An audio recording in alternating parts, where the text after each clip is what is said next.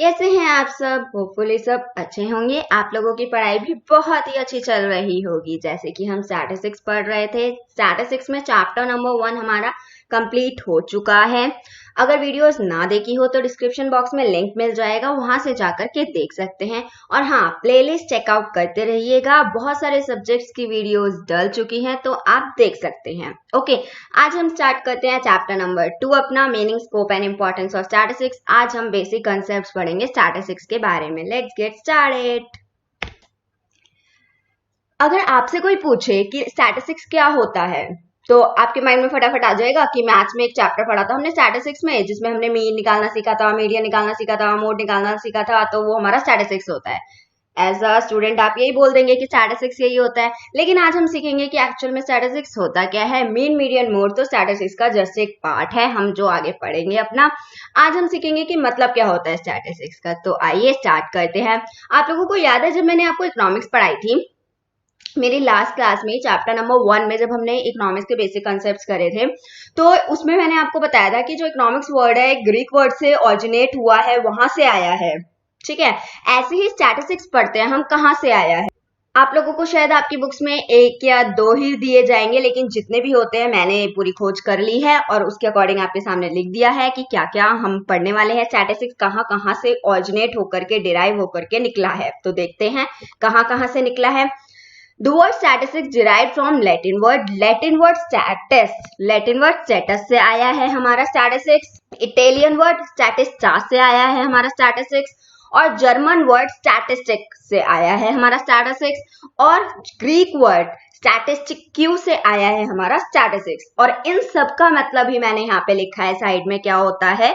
Political state. Political state का मतलब quantitative term में जो कोई चीज होती है तो वो हमारी स्टैटिस्टिक्स कहलाती है। अगर मैं किसी लेमैन से पूछूं कि स्टैटिस्टिक्स क्या होती है तो वो लेमैन बोलेगा जो भी न्यूमेरिकली एक्सप्रेस्ड है, जो भी क्वांटिटेटिव टर्म है, वो मेरी स्टैटिस्टिक्स है। जबकि ये स्टैटिस्टिक्स का मीनिंग भी क्या है? अधूरा है। होती तो स्टैटिस्टिक्स क्वांटिटेटिव टर्म में है, लेकिन आज इस अधूरे मीनिंग को हम क्या करने वाले हैं? पूरा करने वाले हैं। इस पॉलिटिकल स्टेट का मतलब शायद आपको एक ही क्लास में समझ ना है, लेकिन जैसे जैसे आप स्टेट्स में आगे बढ़ते चले जाएंगे आपको पता चल जाएगा ये पॉलिटिकल स्टेट्स क्या है। ओके, तो आइए आगे चलते हैं।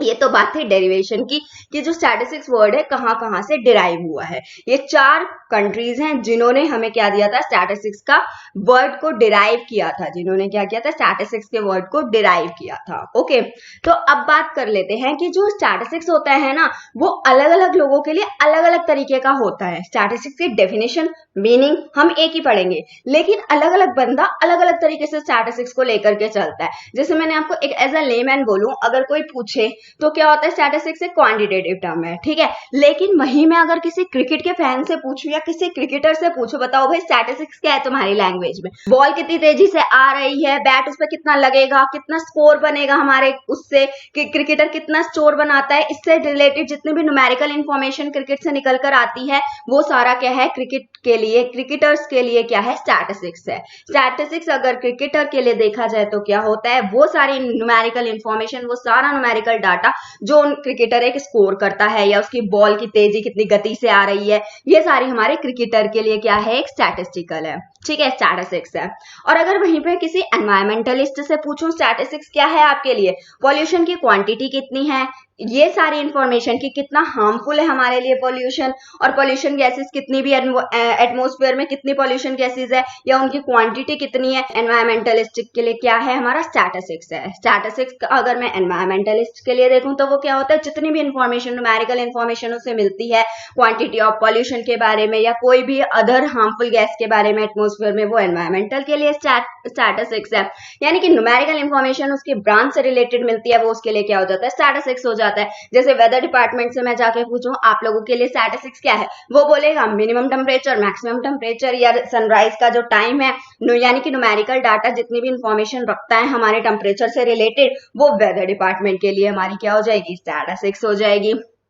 अगर शेयर ब्रोकर से पूछूं, जितनी भी इंफॉर्मेशन उसकी होती है, शेयर प्राइस जो भी बढ़ रहे हैं घट रहे हैं over the period of time, वो हमारी क्या है, स्टैटिस्टिक्स है। तो आप लोगों ने क्या देखा, स्टैटिस्टिक्स क्या है, न्यूमेरिकल टर्म से ली जा रही है, यानी कि क्वांटिटेटिव डाटा को बता रही है।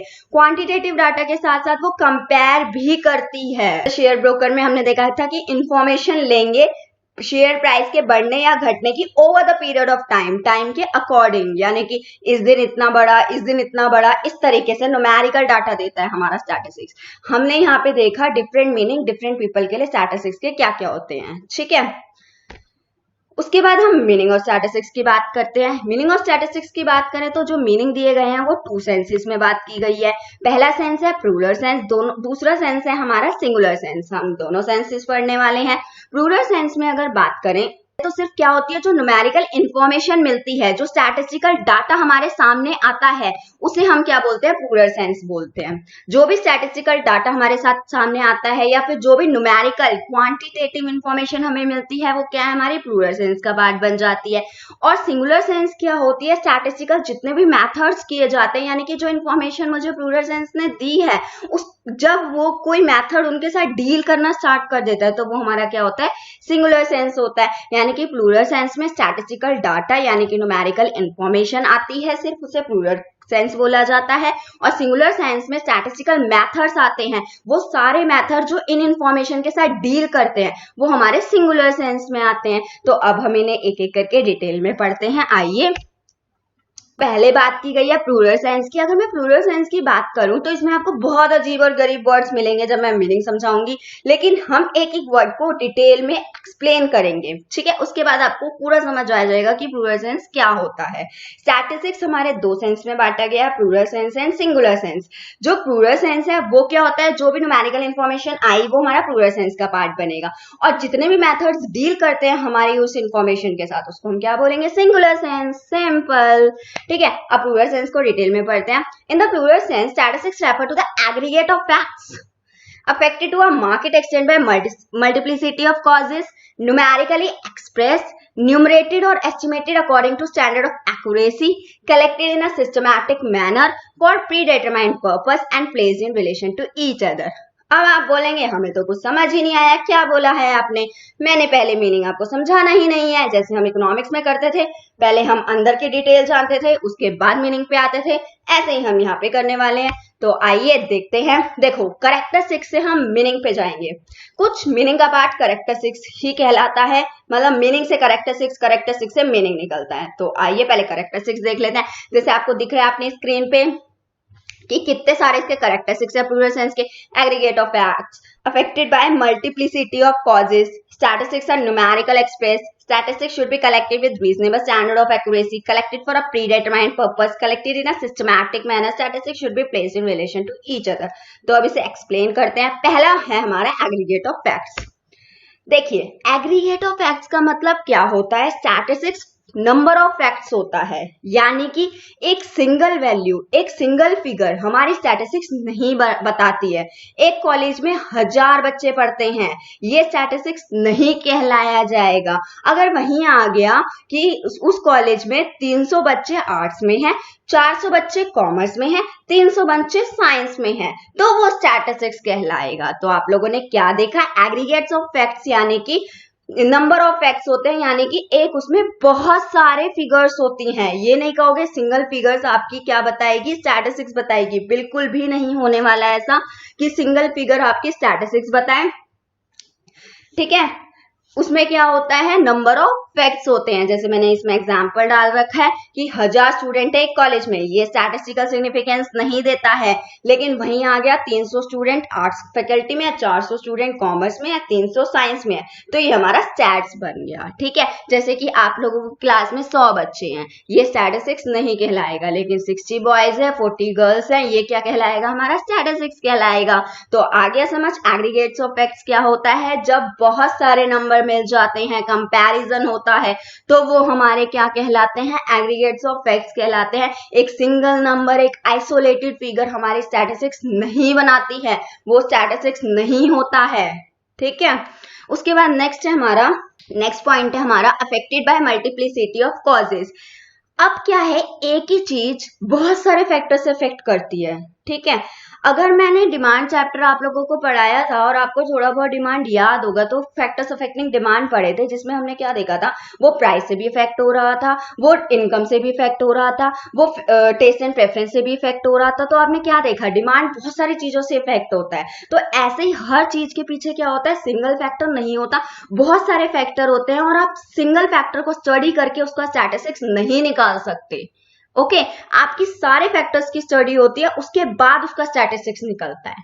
देख लीजिए क्या होता है, affected by multiplicity of causes. कहने का मतलब यही है कि एक चीज के पीछे बहुत सारे रीजन होते हैं, एक चीज के बहुत सारे फैक्टर होते हैं। एक प्राइस बढ़ रहा है किसी चीज का, तो उसके पीछे सिर्फ प्राइस का स्टैटिस्टिक्स नहीं छुपा होता, उसके पीछे ये भी होता है कि किस वजह से वो प्राइस बढ़ रहा है। कुछ भी रीजन हो सकता है उसके प्राइस के बढ़ने का, बहुत सारे कॉजेज होते हैं। क्या पता सप्लाई कम हो रही हो इसलिए प्राइस बढ़ रहा हो, क्या पता डिमांड बढ़ रही हो इसलिए प्राइस बढ़ रहा हो, क्या पता पावर हमारी शॉर्टेज हो रही हो इसलिए प्राइस बढ़ रहा हो, क्या पता लोगों की वेजेस बढ़ानी पड़ रही है इसलिए उस चीज का प्राइस बढ़ रहा है। तो आप सिंगल फैक्टर पे नहीं देख सकते उस चीज को, बहुत सारे फैक्टर उससे अफेक्ट करते हैं। जो स्टैटिस्टिक्स निकलता है वो सिंगल फैक्टर पे नहीं निकलता, वो मल्टीप्लिसिटी ऑफ कॉजेस पे निकलता है। फैक्ट जो होता है वो मल्टीप्लिसिटी ऑफ कॉजेस से होता है, एक सिंगल फैक्टर से नहीं होता। जैसे कि मैंने आपको इसमें समझाया है, statistics are not affected by any single factor but are influenced by many factor. Statistics किसी एक सिंगल फैक्टर से अफेक्ट नहीं होता है, बहुत सारे फैक्टर से होता है। जैसे कि statistics of production of crop की बात करिए इसने, जैसे राइस का निकाल रही हूं मैं, राइस इज अफेक्टेड बाय, अब राइस है, राइस उगानी है, राइस का स्टैटिस्टिक्स निकालना है। अब राइस में कुछ कमी आ गई, सालों साल कमी आ रही है या फिर बढ़ रही है, तो वो सिर्फ एक फैक्टर पे इफेक्ट नहीं करती। राइस किस किस पे इफेक्ट कर रही है, रेनफॉल पे, फर्टिलाइजर पे, सीड पे, मेथड ऑफ कल्टीवेशन पे, और बहुत सारी चीजें हैं जिसमें हमारी राइस इफेक्ट करती है। तो अगर स्टैटिस्टिक्स में चेंज आ रहा है तो हम सिर्फ एक फैक्टर की स्टडी नहीं करते। It is not possible to study separately the effect of each of this forces on the production of rice. मैं अलग अलग नहीं देखूंगी, हाँ भाई रेनफॉल अलग देखी, फर्टिलाइजर अलग देखा, सीड्स अलग देखी, नहीं, ये मल्टीप्लिसिटी ऑफ कॉजेज होते हैं इसमें। ठीक है, स्टैटिस्टिक्स हमारा सिंगल फैक्टर से इफेक्ट नहीं होता, बहुत सारे कॉजेज इसके पीछे छुपे होते हैं जिसकी वजह से मेरा स्टैटिस्टिक्स हिलता है, ये स्टैटिस्टिक्स अफेक्ट करता है। ठीक है, ये तो हमारा सेकेंड पॉइंट। नेक्स्ट पॉइंट है हमारा स्टैटिस्टिक्स आर न्यूमेरिकली एक्सप्रेस। ये तो मैं आपको स्टार्टिंग से ही बोल रही हूँ, और आप किसी से भी पूछेंगे स्टैटिस्टिक्स क्या होता है तो वो छूटते ही बोल देगा क्वांटिटेटिव टर्म को स्टैटिस्टिक्स बोला जाता है, जबकि वो डेफिनेशन, वो मीनिंग क्या है उसके लिए आधा है। हम उसको पूरा करेंगे कि नहीं, न्यूमेरिकल होने के साथ साथ वो बहुत सारी चीजें और भी होती है जिसे स्टैट्स बोलते हैं। तो statistics and numerically express. Stats क्या होता है, नंबर्स में होता है। ये लड़का बड़ा है, ये लड़का छोटा है, ये पुअर है, ये रिच है, ये स्टैटिस्टिक्स नहीं कहलाता है जब तक वो नंबर्स के टर्म में ना आ जाए। करण छोटा है, अर्जुन बड़ा है, ये कोई स्टैटिस्टिकल सेंस नहीं दे रहा है। अगर मैं बोलूं करण की हाइट 5 फीट है और अर्जुन की हाइट 6 फीट है, तो ये हमारा स्टैटिस्टिक्स कहलाएगा। गॉट इट, कि स्टैटिस्टिक्स क्या होता है, न्यूमेरिकल एक्सप्रेस होता है। ओके, नेक्स्ट पॉइंट है हमारा, statistics should be collected with reasonable standard of accuracy. जब मैं स्टैटिस्टिक्स को कलेक्ट कर रही हूँ तो वो क्या होना चाहिए, डिग्री ऑफ एक्यूरेसी रखता है, रीजनेबल डिग्री ऑफ एक्यूरेसी होनी चाहिए उस टाइम पे, यानी कि उसका कोई पर्पस होना चाहिए करने का, वो एक्यूरेट होना चाहिए। ये नहीं कि कोई भी डाटा उठा के हमने कलेक्ट कर लिया हो गया बस, एक्यूरेट डाटा होना चाहिए, यानी कि उसकी एक्यूरेसी होनी चाहिए। एक्यूरेट यानी कि सही डाटा होना चाहिए, accurate reasonable standard of accuracy होनी चाहिए उसकी कलेक्ट करते टाइम। एक्यूरेसी किस पे डिपेंड करती है, कि मेरा क्या पर्पस है इन्वेस्टिगेशन का, क्या नेचर है, किस तरीके से मैं इन्वेस्टिगेट कर रही हूँ, कितना साइज है, क्या वो बड़ा साइज है या छोटा साइज है, अवेलेबल रिसोर्सेज, किस तरीके के रिसोर्सेज है मेरे पास। यानी कि डाटा जो स्टैटिस्टिक्स से कलेक्ट होगा वो क्या होना चाहिए, रीजनेबल होना चाहिए। आप लोगों ने जनगणना का नाम सुना होगा, उसमें जो डाटा कलेक्ट किया जाता है वो घर जा जाकर क्यों किया जाता है, वो इसीलिए किया जाता है कि रीजनेबल स्टैंडर्ड ऑफ एक्यूरेसी होना चाहिए, यानी कि डाटा एक्यूरेट होना चाहिए। अगर मेरे घर आके मेरे घर की कोई डिटेल लेता है तो वो डाटा ऑब्वियस है, अगर मैं ही खुद ही दे रही हूँ तो वो क्या है, एक्यूरेसी देगा हमें वो डाटा, तो वो भी स्टैटिस्टिक्स का पार्ट है। Got it. नेक्स्ट है हमारा, statistics are collected for a predetermined purpose. जब हम स्टैटिस्टिक्स करते हैं यानी कि डाटा को कलेक्ट करते हैं तो वो किसके लिए करते हैं, एडवांस में कोई ना कोई पर्पस होता है हमारा, उसके लिए किया जाता है। अगर कोई पर्पस नहीं है और मैं डाटा कलेक्ट कर रही हूँ तो उसका तो कोई यूजफुलनेस ही नहीं रह जाएगा, किसी काम का नहीं रह जाएगा हमारा वो डाटा। ठीक है, इसलिए जब हम डाटा कलेक्ट करते हैं तो वो क्या होता है, प्रीडिटरमाइंड पर्पस के लिए कलेक्ट किया जाता है। मान लो जैसे बोला गया है कि इस विलेज के फार्मर्स, सारे फार्मर्स की क्या करनी है, हमें डाटा कलेक्ट करना है। ठीक है। विलेज के फार्मर्स की क्या करनी है, हमें डाटा कलेक्ट करना है, हमें बोला गया है। तो हम क्या करेंगे, इसका क्या होगा, कुछ ना कुछ पर्पस होगा कि हमें देखना है कि उनकी इकोनॉमिक पोजीशन कैसी है, डिस्ट्रीब्यूशन ऑफ लैंड जो उनके बीच में दी गई है वो सही है कि नहीं है, जो जो टोटल पॉपुलेशन है वहां पर वो कितनी है, ये सब हमें क्या करना है, हमारा ये प्री डिटरमाइंड पर्पस है, जब ये डाटा कलेक्ट किया जा रहा है। अगर ऐसा कोई पर्पस नहीं होता तो ये डाटा कलेक्ट करने का कोई फायदा भी नहीं होता। उसके बाद नेक्स्ट है हमारा statistical are collected in a systematic manner. अगर डाटा को सिस्टमैटिक मैनर में मैं कलेक्ट नहीं करूंगी तो वो डाटा हौच पौच यानी कि बहुत मिसअंडरस्टैंडिंग हो जाएगा और एक्यूरेसी नहीं देगा, वो डाटा एक्यूरेट नहीं होगा फिर। ठीक है, तो इसलिए डाटा को क्या करना चाहिए, सिस्टमैटिक मैनर में कलेक्ट करना चाहिए। उसको कलेक्ट करने से पहले हमें क्या कर लेना चाहिए, प्लान बना लेना चाहिए। ठीक है, अगर वो डाटा गलत तरीके से कलेक्ट किया गया तो वो क्या देगा, मुझे एक्यूरेसी नहीं देगा। इसलिए डाटा को कलेक्ट करने से पहले हम फुल प्लेज प्लान बना के डाटा को कलेक्ट करना चाहिए, नहीं तो वो डाटा हमारी एक्यूरेसी खो देगा, एक्यूरेट नहीं होगा वो data. Statistics should be placed in relation to each other. अब ये पॉइंट क्या कहता है हमारा, collection of statistical data is generally done with the motive to compare. आपने अब तक देखा कि जितना भी डाटा है वो किसके लिए किया जाता है, कंपैरिजन के लिए किया जाता है। मैंने आपको बोला था न्यूमेरिकल टर्म में तो होता ही होता है, और वो न्यूमेरिकल टर्म में क्यों होता है कि उस डाटा को क्या किया जाए, फिर कंपेयर किया जाए। और कंपैरिजन के लिए वो डाटा कैसा होना चाहिए, होमोजीनियस होना चाहिए। मान लो कि मेरा तो हाइट ले रहे हैं और मेरे को जिसके साथ कंपेयर कर रहे हैं उसका वेट ले रहे हैं, यानी कि दोनों चीजें क्या ले रहे हैं, हिट्रोजीनियस है। मान लो मेरी तो हाइट ली जा रही है और मेरे साथ जिसको कंपेयर किया जा रहा है उसका वेट लिया जा रहा है। मेरे को बोल रहे हैं ये 5 फीट की हाइट है और जो वेट है वो 50 केजी है किसी दूसरे बंदे का। तो क्या ये डाटा हमारे स्टैटिस्टिक्स में आएगा, नहीं आएगा। यानी कि जो रिलेशन दोनों के बीच में एक तरीके का रिलेशनशिप होना चाहिए। अगर मेरी हाइट ले रहे हैं तो दूसरे का भी क्या लेनी चाहिए, हाइट ही लेनी चाहिए। यानी कि डाटा एक तरीके से होमोजीनियस होना चाहिए, हेट्रोजीनियस नहीं होना चाहिए। कंपैरिजन, जब दो चीजों में कंपैरिजन होता है तो वो होमोजीनियस चीजों में कंपैरिजन होता है, कभी भी हेट्रोजीनियस में नहीं होता कंपैरिजन, ये चीज याद रखना। ये तो बात हो गई हमारी प्लूरल की, जिसके आपको कैरेक्टरिस्टिक्स मैंने बता दी है। अब आप डेफिनेशन खुद ही समझ जाएंगे। लीजिए डेफिनेशन पे आ गए हम फिर से। क्या कह रहा है meaning, in the plural sense statistics refers to aggregate of facts. पता है ना एग्रीगेट फैक्ट्स क्या होता है, स्टैटिस्टिक्स क्या होते हैं हमारे, एग्रीगेट ऑफ फैक्ट्स होते हैं। यानी कि सिंगल नंबर हमारा स्टैटिस्टिक्स नहीं बताता, नंबर ऑफ फैक्ट्स, बहुत सारे नंबर मिलके हमारे क्या बनाते हैं, स्टैटिस्टिक्स बनाते हैं। Affected to a marked extent by, और हमारा जो स्टैटिस्टिक्स है वो किससे अफेक्ट होता है, मल्टीप्लिसिटी ऑफ कॉजेस से होता है, सिंगल कॉज से नहीं होता। स्टैटिस्टिक्स न्यूमेरिकली एक्सप्रेस्ड होता है, न्यूमरेटेड और एस्टिमेटेड होता है, यानी कि एक्यूरेट होता है डाटा हमारा, कलेक्ट किया जाता है सिस्टमैटिक मैनर पे, किसके लिए, फॉर प्री डिटरमाइंड पर्पस के लिए, जो कि कहाँ प्लेस किया जाता है, in relation to each other. यानी कि आपसी में उनके जिस बीच में कंपैरिजन किया जाता है उन दो चीजों में क्या होना चाहिए, आपस में कोई ना कोई रिलेशन होना चाहिए। तो ये था हमारा स्टैटिस्टिक्स। अभी तक हमने पढ़ा प्लूरल सेंस के बारे में, अब हम पढ़ते हैं सिंगुलर सेंस के बारे में। याद करिए मैंने सिंगुलर सेंस में आपको क्या बताया था, क्या होता है सिंगुलर सेंस, वो जितने भी मेथड होते हैं जो इंफॉर्मेशन से डील करते हैं वो सारे हमारे सिंगुलर सेंस में आते हैं। तो आप कह सकते हैं ये एक तरीके से स्टेजेस ऑफ स्टैटिस्टिकल स्टडी है। तो देखिए क्या होता है, स्टैटिस्टिक्स इन सिंगुलर सेंस में भी defined as the collection, organisation, presentation, analysis and interpretation of numerical data. यानी कि जब हम न्यूमेरिकल डाटा को कलेक्ट करते हैं, ऑर्गेनाइज करते हैं, प्रेजेंट करते हैं, एनालाइज करते हैं, इंटरप्रेट करते हैं, तो उसे हम क्या बोलते हैं, स्टैटिस्टिक्स एज अ मेथड या फिर सिंगुलर सेंस बोलते हैं। इसमें 5 स्टेजेस हम पढ़ने वाले हैं। तो आइए स्टार्ट करते हैं अपने एक एक करके सारी स्टेज, फिर आपको मीनिंग और अच्छे से समझ आ जाएगा। तो देखिए सबसे पहला है, आप कह सकते हैं ये कैरेक्टरिस्टिक्स है स्टैटिस्टिक्स के सिंगुलर सेंस में। तो सबसे पहले बात करते हैं कलेक्शन ऑफ डाटा, यानी कि डाटा को कैसे कलेक्ट किया जाए।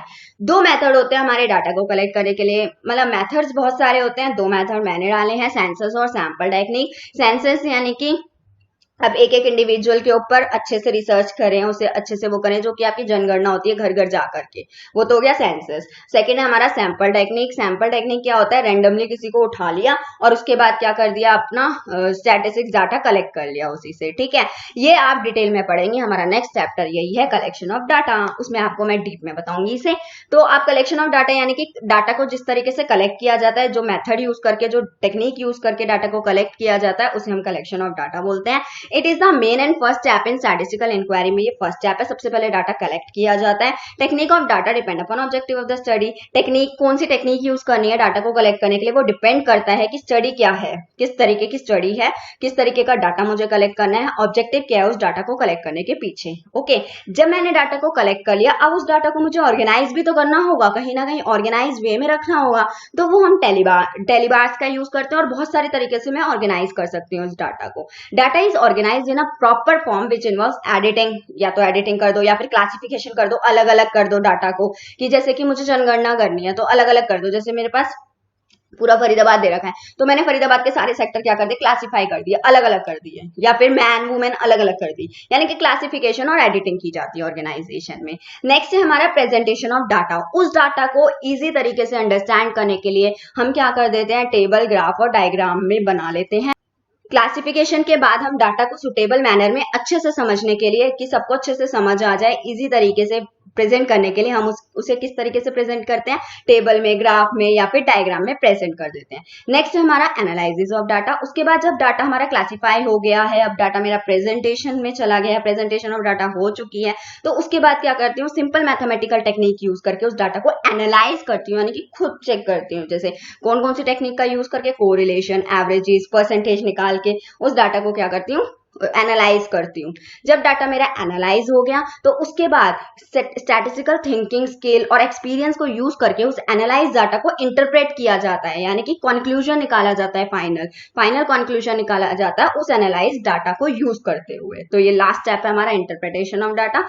अब मैंने आपको प्लूरल भी बता दिए और सिंगुलर भी बता दिए, ठीक है। अब हम देखेंगे कि इन दोनों में डिफरेंस क्या है, प्लूरल सेंस और सिंगुलर सेंस में। वैसे तो मुझे लगता है कि मुझे अब आपको बताने की जरूरत नहीं है, आपको पता चल गया है, अगर आपको दोनों टॉपिक समझ आ गए हैं अच्छे से तो आप डिफरेंस खुद बना सकते हैं। फिर भी देख लेते हैं। Statistics and plural sense deal with numerical information. हमने स्टार्टिंग में ही पढ़ लिया था। प्लूरल सेंस किसको बताता है, सिर्फ न्यूमेरिकल इन्फॉर्मेशन को बताता है। सिंगुलर सेंस किसको बताता है, बहुत सारे मेथड्स और टूल्स को बताता है, ठीक है। और स्टैटिस्टिक्स प्लूरल सेंस में डिस्क्रिप्टिव इन नेचर होता है, पूरा डिस्क्राइब करता है। सिंगुलर में क्या बताता है, वो टूल्स ऑफ एनालिसिस बताता है सिर्फ। और statistical in plural sense is often a raw state. Statistics हमें क्या देता है, डाटा रॉ स्टेट में दे देता है सिर्फ, मतलब न्यूमेरिकल टर्म्स हमें दे दी सारी, ठीक है। और सिंगुलर क्या करता है, उस डाटा को प्रोसेस करता है, उस रॉ डाटा को आगे तक ले जाता है और प्रोसेस करता है। Statistical in plural sense is quantitative. जो डाटा मुझे प्लूरल सेंस में मिलेगा वो पूरे तरीके से क्वांटिटेटिव होता है, और जो मुझे सिंगुलर सेंस में मिलेगा वो डाटा ऑपरेशनल टेक्निक यूज करता है, यानी कि वो ऑपरेशनल टेक्निक में होता है। ये था हमारा डिफरेंस। होपफुली आप लोगों को ये सेशन पसंद आया हो, और पसंद आया हो तो आपको रेड कलर का सब्सक्राइब बटन दिख रहा होगा, उसे प्रेस कर देना, और साइड में बेल आइकन आ रहा होगा, उसे भी प्रेस कर देना। नहीं तो जब मैं वीडियोस डालूंगी तो आपके पास नोटिफिकेशन नहीं आएगी और आप आगे का चैप्टर नहीं पढ़ पाएंगे, ओके। और अगर किसी भी तरीके का डाउट होता है तो आप कमेंट में मुझसे पूछ सकते हैं, और अगर अच्छी लगे तो लाइक बटन भी प्रेस कर देना, ओके। इससे हमें मोटिवेशन मिलती रहेगी। Thank you so much.